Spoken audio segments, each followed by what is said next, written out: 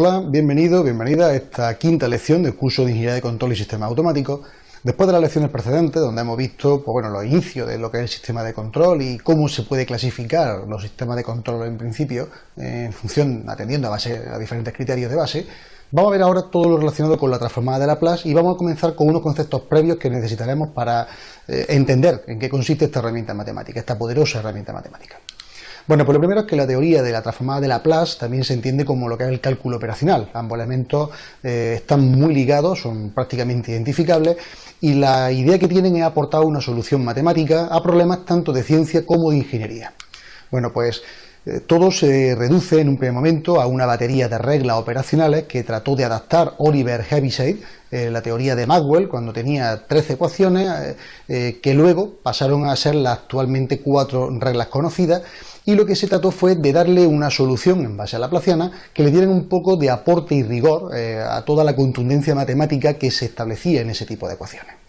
Bueno, pues en primer lugar hay que saber que la transformada de Laplace es un método operativo que permite resolver ecuaciones diferenciales, lineales y que permite analizar sistemas continuos. Permite convertir en funciones algebraicas de variable compleja S funciones que pueden ser del tipo senoidal, como la que veis aquí en el extremo inferior izquierdo de vuestra imagen, este tipo de curvas senoidales de tipo amortiguada, donde nosotros vamos a ir evaluando una función y va a ir decreciendo con el tiempo hasta alcanzar un valor estable, o funciones de tipo exponencial. Las operaciones tanto de diferenciación e integración pues se sustituyen mediante operaciones algebraicas en el plano complejo, de tal manera que el sistema, el recorrido que seguimos, pues son partir de una ecuación diferencial lineal, realizar una transformación en variable compleja que denominamos variable S, establecer una ecuación algebraica dentro de esa variable S,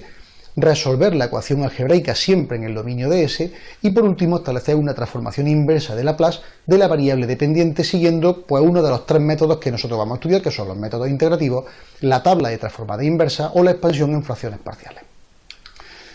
Nos permite también, al resolver una ecuación diferencial, obtener simultáneamente, de forma equilibrada en el tiempo, la componente tanto transitoria como la permanente de la solución. Si establecemos una función de tipo amortiguado, como la que vemos en la imagen, pues establecemos una zona que es permanente, a partir del cual la señal se va a mantener dentro de un escalón, de una horquilla de valores preestablecidos, que veremos en su momento, y hasta alcanzar ese valor, pues establecemos una zona transitoria, que puede ser más o menos prolongada en el tiempo en función de si estamos en un sistema amortiguado, subamortiguado, amortiguado crítico, etc. La variable compleja estamos refiriéndonos a un número complejo que tiene una parte real y una parte imaginaria, llamada así porque es un número de veces la unidad imaginaria, que es la raíz cuadrada de -1. Si la parte real o la parte imaginaria pues pueden variar con respecto al tiempo, pues el número complejo recibe el nombre de una variable compleja. En la transformada de Laplace vamos a denominar con la variable S, la variable compleja, y podemos encontrar que la variable compleja tiene lo que es un signo que puede ir acompañado tanto en positivo como negativo de una terminología que es este identificable J, que podemos llamarlo pues tanto como sigma más menos omega J como sigma más menos J omega. Esta J simplemente va a ir acompañando a la parte imaginaria para indicarnos cuál es el elemento que en el plano complejo tenemos que referirlo al eje vertical. Bien, pues este es el eje que nosotros vamos a tener en nuestro plano complejo. Tendríamos lo que es la parte omega imaginaria en el eje vertical, en el eje de ordenadas, en el eje de abscisa vamos a encontrar la parte sigma y nuestros fasores los vamos a poder encontrar en cualquiera de las 4 zonas de este plano complejo. Z1, que sería un sigma y un omega positivo, un Z2, un fasor 2, que sería un sigma negativo y un omega positivo, una zona 3 en el tercer cuadrante del plano complejo, que correspondería a los 2 valores, tanto la parte real como la imaginaria, con signos negativos, y luego un fasor 4 en el cuarto cuadrante del plano complejo, con la parte real positiva y la imaginaria negativa.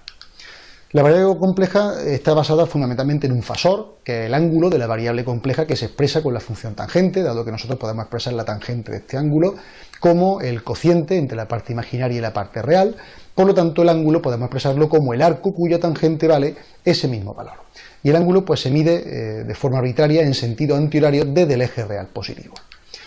Función analítica corresponde a una función compleja que vamos a denominar GDS y que será analítica en una región si GDS y todas sus derivadas existen en dicha región. Si nosotros partimos de que la derivada, la diferencial de GDS con respecto a la variable S, la variable compleja, Lo expresamos como el límite cuando el diferencial de s tiende a 0 de g de s más incremento de s menos g de s en función de ese incremento de s. Podemos expresarlo como un límite, que al fin y al cabo es una derivada de incremento de s, cuando incremento de s tiende a 0, de g de s entre incremento de s. Este incremento de s lo vamos a denotar como el incremento de sigma de la parte real más el incremento de la parte imaginaria, que podrá ser positivo o negativo, sobre el eje imaginario. Para que este incremento de s tienda a 0, pues se pueden recorrer infinitas trayectorias distintas, pero en la práctica nosotros para el tema de ingeniería de control vamos a tomar una regla, y es que si son iguales las derivadas que se toman a lo largo de dos trayectorias dadas, la derivada es única para cualquier otra trayectoria y por lo tanto existe. Vamos a tomar dos trayectorias, una sobre el eje real, que vamos a denominar incremento de s igual a incremento de sigma, y otra sobre la trayectoria 2, que sería sobre el eje imaginario, que sería incremento de s igual al incremento de omega j. La trayectoria que vamos a estudiar adicional pues sería una combinación lineal de ellas, que sería el incremento de sigma más el incremento de omega j. Bien, pues si estudiamos sobre el eje real la primera trayectoria, tendríamos que, derivando g de s con respecto a s, tendríamos que nuestro límite, cuando incremento de sigma tiende a 0, el incremento de g de x con respecto al incremento de la variable sigma, la real, más el incremento de g de y con respecto a sigma de la componente j, sería la derivada de g de x con respecto a sigma más la derivada de g de y con respecto a sigma componente j. Si estudiamos la trayectoria 2 sobre el eje imaginario, donde estamos evaluando ahora que incremento de s corresponde a incremento de omega j, tendríamos que la derivada de g de s con respecto a s sería el límite, cuando incremento de omega j tiende a ser 0, de incremento de g de x entre incremento de omega j más incremento de g de y entre incremento de omega j, sería menos la derivada de g de x con respecto a omega j más la derivada de g de y con respecto a omega. Esto lo podemos evaluar teniendo en cuenta que en el caso de la primera, de g de x, estamos evaluando la variable de tal manera que estamos evaluando la variable, la derivada del numerador entre el denominador menos la derivada del denominador por el numerador. Y estamos evaluando este complemento de j, que lo tenemos aquí en el lado negativo, y aquí sale positivo puesto que estamos multiplicando la variable j por j, que sería raíz cuadrada de menos 1 por raíz cuadrada de menos 1, saldría negativo, y multiplicado por el valor negativo, que aquí sí aparece porque no es el mismo caso en la derivación, aparecería menos por menos más y lo evaluaríamos en este término. Si ambos valores de la derivada entonces son iguales, es decir, estamos evaluando que la derivada de g de x con respecto a sigma más la de g de y con respecto a sigma j es igual a la de g de y con respecto a omega menos la de g de x con respecto a omega j, o bien se cumple entonces que la derivada cruzada, derivada de g de x con respecto a sigma, es igual a derivada de g de y con respecto a omega, y también al mismo tiempo, de forma simultánea, derivada de g de y con respecto a sigma es igual a menos derivada de g de x con respecto a omega, pues tendríamos que entonces la derivada de g de s con respecto a s se determina de forma única. Todo esto, que parece ahora muy complejo, lo vamos a evaluar luego también con ejemplos y lo va a ver de una forma mucho más sencilla. En principio tenemos las condiciones de Cauchy-Riemann, que son, para resumir todo esto, que si ambos valores de la derivada son iguales, en el cuadro que hemos visto antes, o bien se cumple esta igualdad al mismo tiempo que se cumple esta, entonces la función se considera que es analítica. Los puntos en los que la función g de s es analítica pues se llaman puntos ordinarios, mientras que los puntos del plano en el que la función se especifica que no es analítica pues se llaman puntos singulares. Dentro de estos puntos singulares hay unos puntos concretos que nos interesan, que son aquellos puntos en los que la función g de s o sus derivadas tienden a infinito, y estos se van a denominar polos. Bien, pues vamos a concluir esta parte de la lección, de la quinta lección, estudiando el teorema de Euler. Bueno, pues Leonhard Euler estableció una relación para todo número real θ, que representa el ángulo en el plano complejo, y aquí, pues teniendo en cuenta que E es la base del logaritmo natural o logaritmo neperiano, J la unidad imaginaria y seno y coseno de θ las funciones trigonométricas correspondientes, se establece que E elevado a θj es igual a coseno de θ más J seno de θ. Si nosotros nos vamos a los antecedentes y desarrollamos lo que es la función coseno en función de la serie de Taylor en el entorno de 0 por ser θ real, tenemos que el coseno de θ se puede expresar como 1 menos θ cuadrado partido por 2 factorial más θ cuarta partido 4 factorial menos θ sexta partido sexta factorial, etcétera, etcétera. De forma análoga, el seno de θ se puede expresar como, en función de serie de Taylor en el entorno del punto 0, por el mismo motivo, como θ menos θ al cubo partido 3 factorial más θ a la quinta partido 5 factorial menos θ a la séptima 7 factorial, etcétera, etcétera. Bien, reservamos este término aquí en la parte izquierda y ahora vamos a desarrollar el polinomio e elevado a x también como factor del desarrollo de Taylor. donde vamos a tener x elevado a 0 partido a 0 factorial, más x elevado a 1, 1 factorial, más x al cuadrado 2 factorial, etcétera. Teniendo en cuenta que el primer término corresponde a 1 y el segundo término corresponde a x. Por lo cual podemos plantear que e elevado a x es 1 más x cuadrado partido 2 factorial, más x cubo 3 factorial, etcétera. Si ahora hacemos que x valga la variable j teta,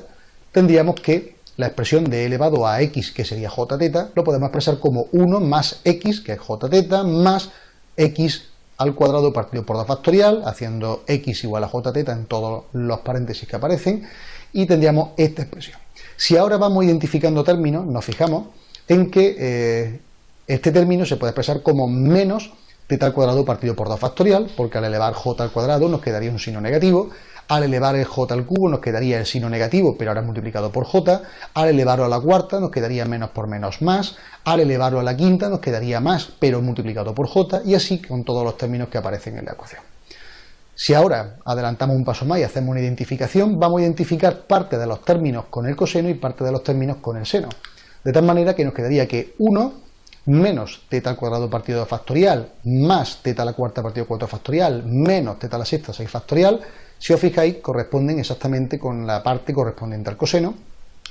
Y si ahora lo hacemos con j teta menos j teta al cubo partido 3 factorial, más j teta a la quinta 5 factorial, menos teta a la séptima partido 7 factorial, identificamos plenamente la función con la función seno. De esta manera podemos evaluar que e elevado a jt se puede identificar como la función coseno más j veces la función seno, o bien que e elevado a menos jt se puede identificar con coseno de teta menos j seno de teta. Si ahora hacemos suma y diferencia, podemos encontrar las dos funciones fundamentales que a nosotros nos interesan para el teorema de Euler. Sumando ambas tendríamos que 2 veces el coseno, porque este término se anula, sería e elevado a jt más e elevado a menos j teta, quiero decir, y el coseno de teta sería, despejando y partiendo por 2 la otra expresión, lo que tenéis aquí, e elevado a j teta más e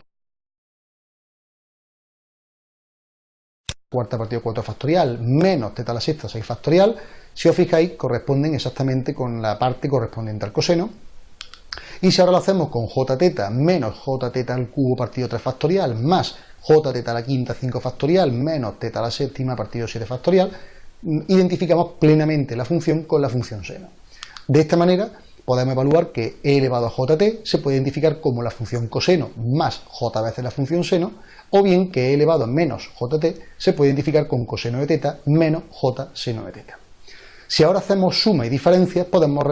encontrar las dos funciones fundamentales que a nosotros nos interesan para el teorema de Euler. Sumando ambas tendríamos que 2 veces el coseno, porque este término se anula, sería e elevado a jt más e elevado a menos j teta, quiero decir, y el coseno de teta sería, despejando y partiendo por 2 la otra expresión, lo que tenéis aquí, e elevado a j teta más e elevado a menos j teta partido por 2. Si en vez de sumar ahora hacemos la resta, la diferencia, tendríamos que a la hora de restar sería 2j del seno teta, porque serían estos dos, como son negativos, pasan aquí y este se resta y desaparece. Nos quedaría e elevado a j teta más e elevado a j teta, perdón, este es un signo menos, hay aquí un error.